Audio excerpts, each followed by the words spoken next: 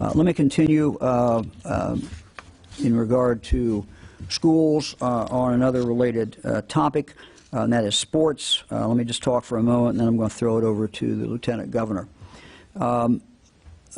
From personal experience, all 8 of our children have been involved in sports in school. Our grandchildren, those who are old enough to go to school, have been involved in sports. We understand how very, very important sports is to children. And we all could go through the list and John and I have talked about this a lot, and Fran and I have talked about it, about all the things that sports brings. A couple that come to mind I wrote down this morning. Self-discipline. No substitute for that self-discipline, which will bode well for that child throughout their whole life, but developing that self-discipline. Working for a cause bigger than oneself. Working on a team. You learn that. You learn how to be not selfish, but pull for the whole team and work for that team. That's a great lesson.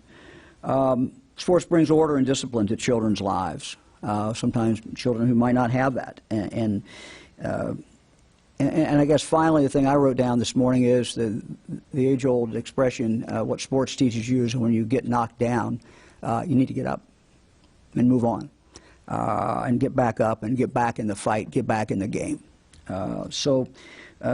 Tremendous advantages in regard to sports. There is a great frustration, I know, among parents today about uncertainty about school, but also uncertainty about sports. Might be uncertainty about drama, might be uncertainty about band. Whatever your child likes to do and whatever is an essential part of that child going to school, there still remains uncertainty. And that is something that is frustrating to me. I know to the Lieutenant Governor, and I know it's very, very much frustrating particularly to parents. Look, we don't know exactly what is going to happen as we move forward. We have been working. John has been specifically working with the Ohio High School Athletic Association, working with coaches to try to get this thing figured out. We have provided for the continuation of practice and other things that are normally done. The thing we've not done yet, because frankly we want to get a little bit closer to the date and see where this situation is with the COVID, we have not provided for the final go as far as fall sports, particularly in regard to contact sports. We want to get a little closer in time to that before making any kind of final decisions. We also know that some schools who are not going back in person and going online have made a decision already not to go back in regard to sports. That's their decision. Let me now turn it over to the Lieutenant Governor to kind of bring you up to date exactly where we are and to kind of give you some indication of where we're going in this regard. And again, I just would say I share your frustration. We have to see where this COVID is. We have to see what the situation is in your community, and you have to see that as well. John? Thank you, Governor. Appreciate the opportunity while we're on schools and sports to provide a little clarification about where things stand. I know there's been some confusion out there about what the rules are. We're going to go back through those right now and talk about where things stand. First of all, on non-contact sports. Non-contact sports have returned to competition since early June. All sports deemed non-contact can compete presently. This includes, but is not limited to, baseball, softball, golf, volleyball, tennis, track and field, swimming, and cross country was recently added to that list. So these have been operating and can go forward. On June the 22nd, we announced a return to practice as being allowed for contact sports, but not competition. So contact sports have been allowed to practice since the June 22nd announcement. Those sports include, but are not limited to, football, lacrosse, basketball, soccer, ice hockey, and field hockey.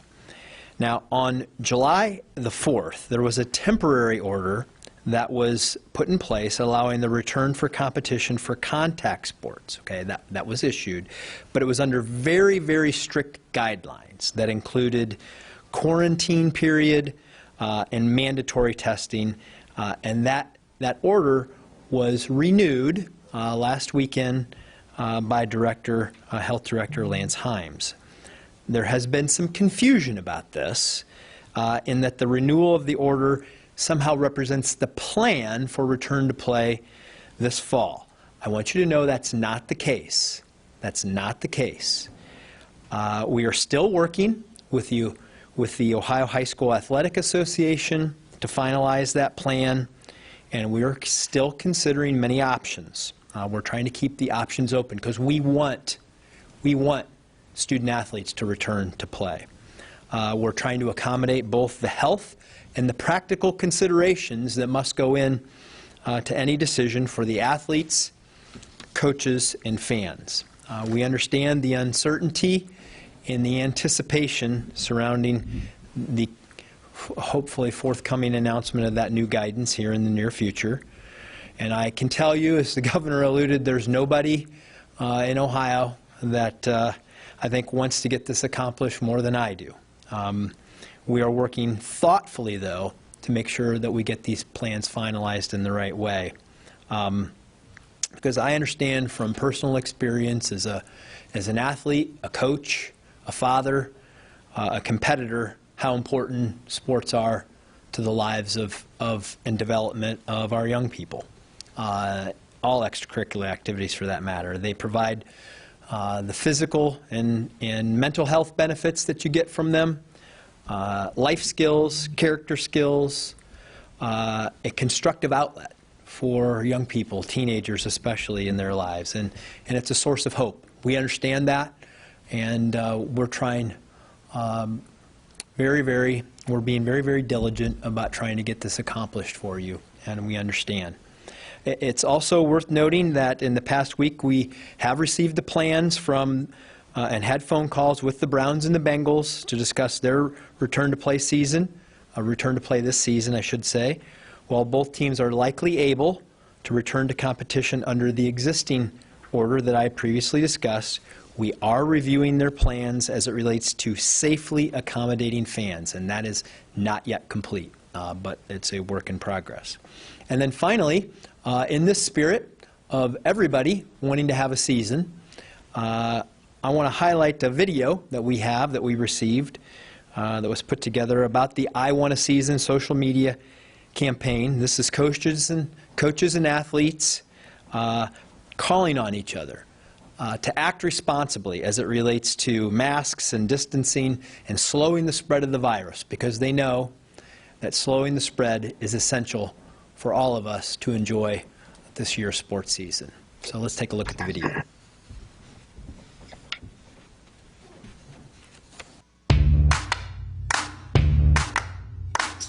We want a season, whether you're in the stands supporting our student athletes, on the field, track or court competing.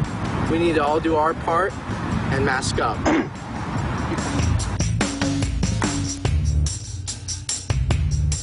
Then we need to do our part and wear these when we're out in public and in close spaces.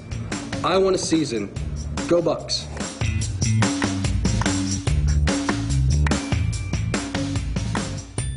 Hey guys, hope you're staying safe. This is Darius Garland from the Cleveland Cavaliers, and if you want to see the Cavs play, wear your mask. What's up guys, it's Denzel Ward of the Cleveland Browns. The team and I are looking forward to seeing you guys in the stadium this year, so just want you guys to continue to make smart decisions and stay safe, and please wear your mask. Go Browns. I want a season. I want a season. I want a season. I want a season. I want a season. I want a season. I want a season. If you want this, do your part. Social distance, wear a mask.